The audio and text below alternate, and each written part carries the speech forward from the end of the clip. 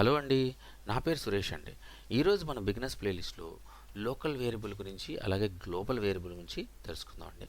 ఒక్క మాటలో ఈ రెండింటి గురించి చెప్పాలి అని అంటే లోకల్ వేరియబుల్స్ అనేవి ఒక ఫంక్షన్ లోపల యూజ్ చేస్తారండి. గ్లోబల్ వేరియబుల్స్ అనేవి ఒక ఫంక్షన్స్ యొక్క బయట యూజ్ చేస్తారండి. సో లోకల్ వేరియబుల్స్ మనం చాలాసార్లు యూజ్ చేసామండి. ఇప్పటి వరకు మనం చేసే ప్రతి వీడియోలోనూ లోకల్ వేరియబుల్స్ అనేవి చాలాసార్లు యూజ్ చేసాం అనమాట. సో ఎక్కడ యూజ్ చేసామని డౌట్ రావచ్చు మీకు. ఒక చిన్న ఎగ్జాంపుల్ రాస్తా చూడండి ఫంక్షన్, ఎందుకంటే మనం ఈ ఫంక్షన్ రాస్తే లోకల్ ఏంటి గ్లోబల్ ఏంటి అని తెలుస్తుంది అనమాట. Okay, so def add function రాస్తానండి. ఎక్స్ వై ఈ రెండింటిని z equal to x plus y. Okay, so x plus y అని చెప్పి తర్వాత లాస్ట్ ఫైనల్గా ప్రింట్ చేసేస్తాం జెడ్ అని. ఓకే, సో జెడ్ ప్రింట్ అయిన తర్వాత మనం ఈ ఫంక్షన్ కాలప్ చేయాలి అని అంటే యాడ్ 5,6 అన్నాం అనుకోండి, ఇప్పుడు 11 వచ్చింది. సో ఇక్కడ చిన్న ఫంక్షన్ రాశానండి. ఈ ఫంక్షన్ యాడ్ ఫంక్షను. సో ఇక్కడ లోకల్ వేరియబుల్ అంటే జెడ్ అండి. ఓకే, సో నేను జెడ్ని లోకల్లో ప్రింట్ చేశాను కాబట్టి ఈ ఫంక్షన్ కంప్లీట్గా రన్ అయ్యి మనం ఇచ్చిన రెండు ఆర్గ్యుమెంట్స్ ఏవైతే తీసుకుని టోటల్ వచ్చిందండి మాకు.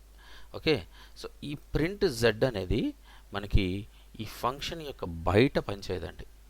బయట మనం ప్రింట్ చేసాం అనుకో, ఈ ప్రింట్ జెడ్ అనేది బయట పనిచేయదు అనమాట. చూడండి, బయటికి తీసుకొస్తానంటే ఈ ఫంక్షన్ స్టార్ట్ అయిన తర్వాత లైన్లన్నీ కూడా ఇండెంటేషన్స్ ఉంటాయండి. ఇదిగోండి, ప్రతిదీ కూడా ఇండెంటేషన్ ఉంది, చూసారా? సో ఇండెంటేషన్ ఉందనంటే ఆ లైన్స్ అన్నీ కూడా ఈ ఫంక్షన్ నేమ్కి సంబంధించినవి అని అర్థం. ఓకే, ఇప్పుడు దాని నుంచి మనం ఇండెంటేషన్ లేకుండా జెడ్ని ప్రింట్ చేస్తే మనకి జెడ్ అనేదే లేదు అని చెప్పేసి మెసేజ్ ఇస్తుంది. రీజన్ ఏంటంటే మనం ఎక్కడ వాడాల. ఓకే, సో దీన్ని బట్టి మనకు అర్థమైంది ఏంటంటే మనం లోకల్గా యూజ్ చేసే ఏ వేరియబుల్ అయినా సరే మనకి బయటకు వచ్చి మనం యూజ్ చేయలేము అని అర్థం అండి. ఈ ఫంక్షన్లో మాత్రమే ఈ వేరియబుల్ని యూజ్ చేయగలం. ఓకే, సో ఇంకో ఫంక్షన్ రాసుకున్నాం అనుకోండి, ఫర్ ఎగ్జాంపుల్ సబ్ట్రాక్షన్ అనేది రాసుకున్నాం అనుకోండి, అక్కడ కూడా ఈ జెడ్ని యూజ్ చేయలేమండి. ఎందుకు యూజ్ చేయలేము అని అంటే కేవలం ఈ ఫంక్షన్కి సంబంధించింది మాత్రమే. మనం ఇప్పుడు ఇదే ఉందనుకోండి, ఫర్ ఎగ్జాంపుల్ ఇంకొక ఫంక్షన్ ఇలా కాపీ పేస్ట్ చేసుకున్నాం అనుకోండి, ఈ ఫంక్షన్లో మైనస్ రాసాం ఎగ్జాంపుల్గా. సో నేను ఇక్కడ ఈ పైన ఉన్న ఇవి కూడా మారుద్దాము. ఎగ్జాంపుల్ చెప్తాను మీకు, A B. Okay, A B. Okay, ఇప్పుడు నేను సి ప్రింట్ చేద్దాం. C equal to A minus B. Okay, C print అయింది.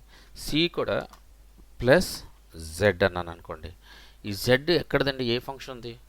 ఈ పైన ఉన్న ఫంక్షన్ ఉంది కదండి. ఈ జెడ్ పైన ఉన్న ఫంక్షన్ ఉంది. నేను ఈ ఫంక్షన్లోకి యాడ్ కాదు, ఇది సబ్ అని పెడతాను, సబ్ట్రాక్షన్. ఈ ఫంక్షన్లోకి తెచ్చుకోవాలనుకోండి, నేను తెచ్చుకోలేనండి. ఓకే, చూడండి మీకు చూపిస్తాను. దీన్ని కూడా రన్ చేసి చూద్దాం. SUB sub. ఓకే, 5 - 6 ఇద్దాం. ఓకే, ఎంటర్ చేశారు, చూసారండి. Name Z is not define. Reason ఏంటంటే అండి, ఈ ఫంక్షన్లో జెడ్ అనేది ఎక్కడ యూజ్ చేయలేదు నేను, కానీ ఈ ఫంక్షన్లో యూజ్ చేశాను. ఆ జెడ్ని తెచ్చుకుని ఈ ఫంక్షన్లో పెట్టుకోలేను నేను. సో దీనికి సంబంధించిన కోడ్ అంతా దీంట్లోనే ఉండాలి, దీనికి సంబంధించిన కోడ్ అంతా దీంట్లోనే ఉండాలి, దీనికి సంబంధించిన వేరియబుల్స్ ఏదైతే ఉంటాయో అందులోనే ఉండాలి, దీనికి సంబంధించిన వేరియబుల్స్ ఏదైతే అందులోనే ఉండాలి. అంటే లోకల్గా యూజ్ చేసిన ప్రతి ఒక్క వేరియబుల్ని లోకల్గానే యూజ్ చేయాలన్నమాట. అంటే వేరే ఫంక్షన్లోకి తీసుకొచ్చి బయటికి మనం యూజ్ చేయలేము. సో అయితే ఇప్పుడు లోకల్ అనేది మనకు అర్థమైంది. ఓకే అండి, ఇప్పుడు గ్లోబల్ అంటే ఏంటో కూడా చెప్తానండి. సో గ్లోబల్ అంటే ఏంటంటే అండి, మనం స్క్రిప్ట్ రాసుకునే ముందు పైన ఏదైనా ఒక వేరియబుల్, ఫర్ ఎగ్జాంపుల్ మనం ఒక ఇచ్చుకున్నాం అనుకోండి, ఏదైనా ఒక వేరియబుల్ ఇచ్చుకున్నాం అనుకోండి. చూడండి, ఇక్కడ ఇస్తాను నేను ఒక గ్లోబల్ అని, దీనికి ఈ 0 అని అసైన్ చేస్తానండి.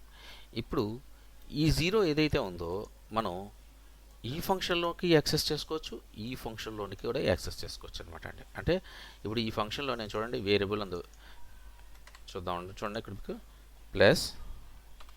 ఓకే, అంటే ఇక్కడ 0 వద్దు, మనం 1 పెడదాం. ఓకే, సో 1 పెడితే ఇక్కడ ఎంత అవుద్దండి? సో 5 6 అంటే 11 12 అవ్వాల. ఓకే, రిజల్ట్ అంతే కదండి. సో ఇక్కడ కూడా జెడ్ తీసేసి నేను ఈ వేరియబుల్ గ్లోబ్ పెడతానండి. ఓకే, సో ఇక్కడ ఎంత అవ్వాలండి? మనం 5 - 6 అంటే మైనస్ అవ్వదు కదా. మనం ఇక్కడ ఏం చేద్దాం అంటే అండి 10 6 పెడదాం. అంటే 10 - 6 4 అవుతుంది. 4 వచ్చిన తర్వాత ప్లస్ గ్లోబల్ వేరియబుల్ అవ్వాలి కాబట్టి 5 అవ్వాలి రిజల్ట్. ఓకే, సో ఇప్పుడు రన్ చేస్తాను చూడండి, అదిగోండి 12 5.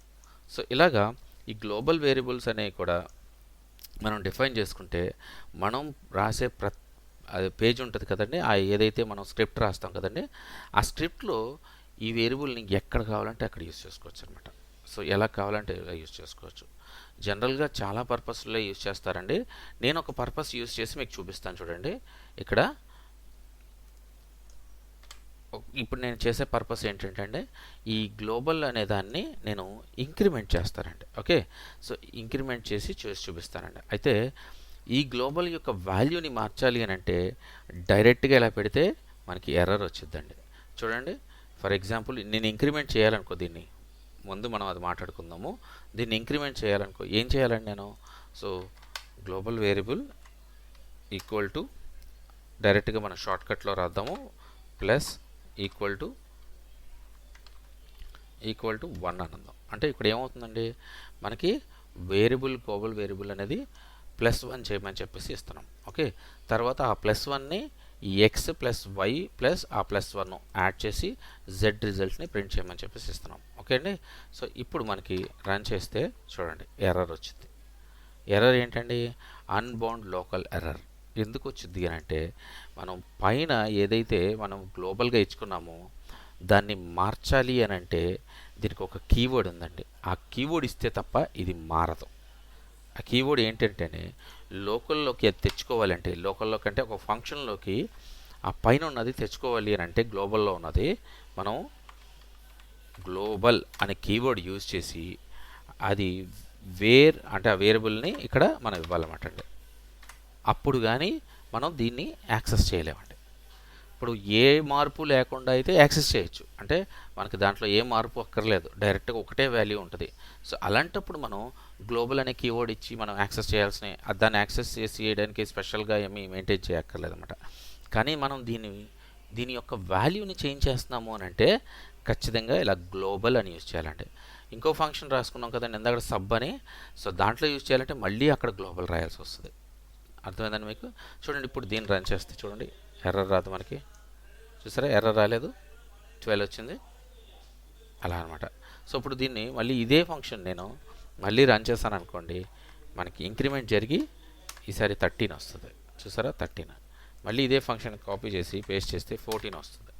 అంటే ఇంక్రిమెంట్ చేసిన ప్రతి వాల్యూని మనకి ఇక్కడ స్టోర్ అవుతుంది అనమాట గ్లోబల్లో. ఓకే, సో అలా గ్లోబల్లో స్టోర్ చేసుకోవచ్చు అనమాట అండి.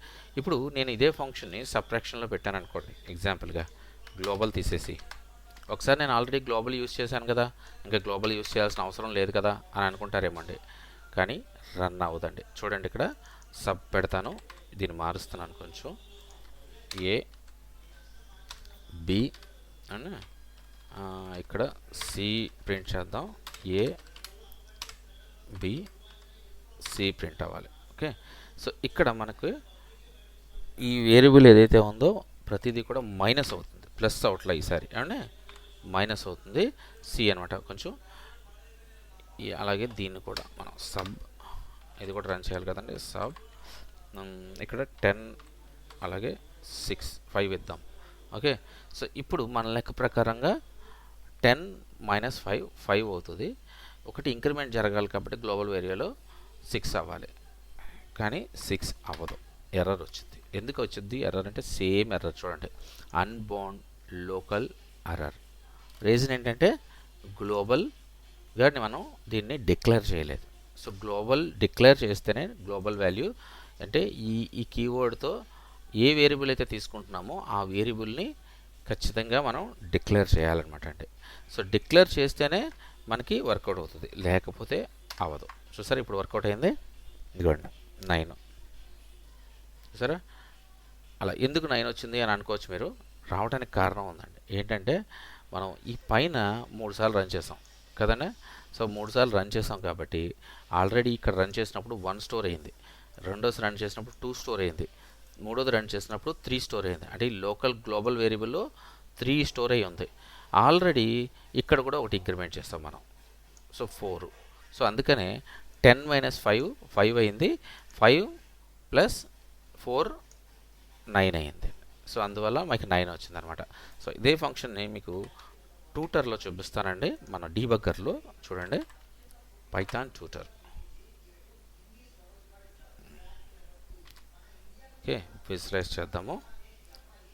ఓకే, కొంచెం జూమ్ తగ్గిస్తానండి. ఓకే, నెక్స్ట్ బటన్ కనిపించట్లేదు. ఓకే, రైట్, ఇప్పుడు చూద్దామండి. నెక్స్ట్ క్లిక్ చేస్తున్నాను. చూడండి, మీరు లోకల్ గ్లోబల్ని గమనిస్తూ ఉండండి. నేను నెక్స్ట్ క్లిక్ చేస్తాను. లోకల్ గ్లోబల్ని గమనిస్తూ ఉండండి. చూడండి, 1 అయింది లోకల్ గ్లోబల్. సో సరే, ఫస్ట్ ఫంక్షనే రన్ అవుతుంది మనకి గ్లోబల్. చూడండి, అదిగోండి, అదిగో 3 అయింది. నేను ఇందాక చెప్పాను కదండి మీకు, గ్లోబల్ అనేది అక్కడ 3 అయిందండి. ఎందుకంటే నేను యాడ్ 5 6 అనేది 3 టైమ్స్ రన్ చేశాను కాబట్టి 3 అయిందని చెప్పాను. చూసారంటే 3 అయింది.